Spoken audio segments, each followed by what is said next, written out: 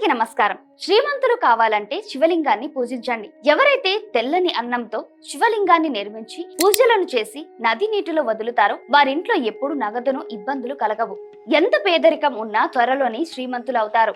ఎవరైతే తెల్లని అన్నానికి తేనెను కలిపి దాన్ని నైవేద్యంగా ఉంచుతారో వారికి అన్ని రకాల చర్మ వ్యాధులు తొలగిపోతాయి.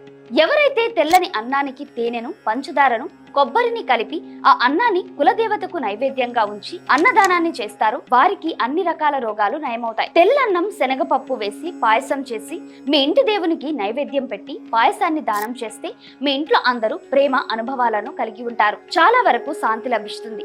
మనసులో ఉండే భయం, భీతి, బెదిరింపులన్నీ తొలగిపోతాయి. తెల్ల అన్నానికి నల్లని నువ్వులు కలిపి శ్రీ శనేశ్వరునికి నైవేద్యం పెట్టి నువ్వులను కాకులకు పెడితే మీకు ఉన్న పితృదేవతల శాపాలన్నీ తొలగిపోతాయి.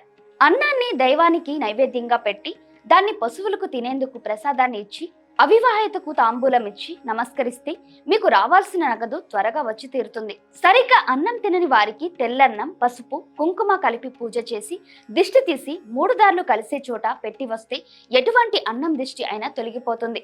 సర్వే జన సుఖినో భవంతు.